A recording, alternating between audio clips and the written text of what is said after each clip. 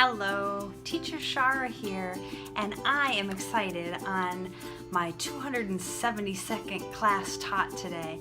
I'm just a little ways into this VIPKID journey, but I found that the learning curve is so steep, you learn so much so fast. And so I just wanted to share a little bit for those of you who are maybe newer or just looking for a new way to organize.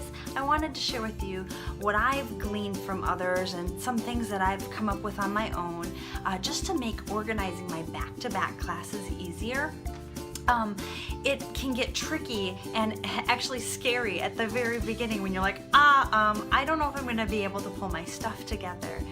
Now I know some people are very prop minimalist, and that's okay. This video probably isn't for you then. I tend to like a lot of props, to pull a lot of things, and I like to have them laid out the night before. In the morning I get up, I teach 6 classes back to back, which is not a ton, but I homeschool my own 5 little kiddos at home, so I need to be ready to go for them and don't have a whole lot of time for sleeping and that kind of thing during the day. But this is what I do. I just went and purchased an index box card and got my school supply 47-cent index cards blank. And what I do for each lesson that I teach, I just run through the PowerPoints, which I would need to do anyway, and I just jot down the lesson. It's a major course, lesson 1, unit 6, and then this one happens to be the Kenya assessment. And then these are the props I've chosen to pull for this particular lesson. It's not hard, and then I save it in my index card box. They're all in order. I have them listed out, trials, level 1, 2, and so on, and just file them away. And I'm finding that less and less I have to prepare these cards because I've taught most of the lessons now already, level 1 through 3. Then what I do when I have prepared that is I go through and I have my Dollar Tree trays. I believe they were 3 for $1 at Dollar Tree. They're great. They wipe off so easy. And what I do is I write right on them with a dry erase marker. So I usually start at 5:30 a.m. So if this is my 5:30 a.m. class, I write the time just so I don't get it screwed up. And then I write the student's name. And then I usually write, again, just so I'm aware at a glance what level it is. It takes me not much time at all to write this down. And I'll just write the level and the unit just to make sure. And if it's an assessment, I might write that on there too, just so I remember it's an assessment. If it happens to be a new child, I will just put a star on there somewhere, just so I'm like, oh, this isn't the Peter I usually have, this is a new Peter. So I write that down as well, and then I just start layering my props right on there. So whatever I need. Now there's some props like my microphone I pretty much use every class, so I actually just leave that on my shelf. But any flashcards, I use a lot of 2D props, that kind of thing. So it's all just sitting right there. Now if I happen to have something, let's say I only have 1 pig. Now I really have more than 1 pig, but if I had only 1 pig and I needed that for my 1st class and my 4th class, if this were my 4th class, all I would do, knowing that my pig is not available because I have to teach with it, is I just write pig. Now this marker is not working very well, but I just write pig right on there, and then when I throw it on there and I don't need it anymore, I just wipe it off. These are so great. I love these trays.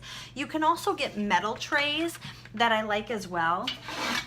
They're 88 cents at Walmart. I just find that the dry erase doesn't come off quite as easy, but they are magnetic, so they're great for rewards and like my unit assessments. We use it for those. So these are great too, 88 cents at Walmart. Otherwise Dollar Tree, these colorful ones are 3 for $1. At least they were when I was over there.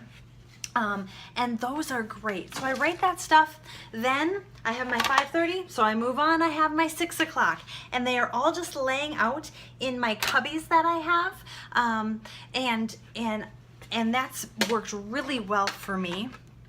The other thing that I like to do is I like to take notes during class. Now I'm careful to make sure that my eyes are on the camera almost at all times. I will glance really quick and just to find my spot, make sure I'm writing under where the student's name is, and then I will start to draw it. It is complete chicken scratch, and I'll show you what it looks like. So I happen to have Angela the other day, and she was level 3, unit 3. She was a new student, so I wrote that at the top. And then I also wrote we were going to color Olaf for her reward that day.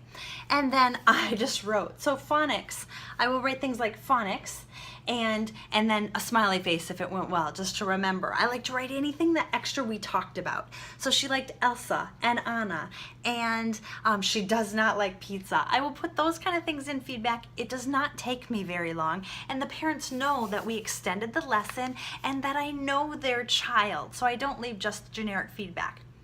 I do really like Feedback Panda. It's great, but I don't just leave the templates there. I also don't do feedback between classes. Typically, I don't feel like I have enough time.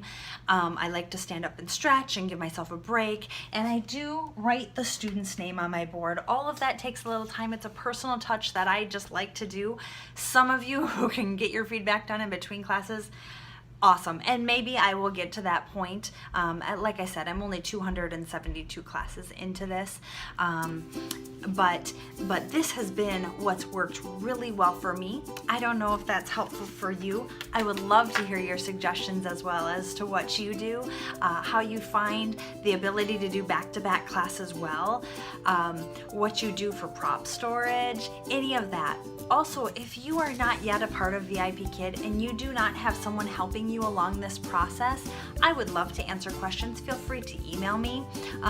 Go ahead and grab the link down below if you're deciding to try this out and apply. It is fun. The learning curve is steep, and you do your work on the front end, the learning of the PowerPoints. But once you begin to learn the curriculum, it is a nice, easy flow once you get moving with it, and it's a lot of fun. These kids are great, and the company is good to work for.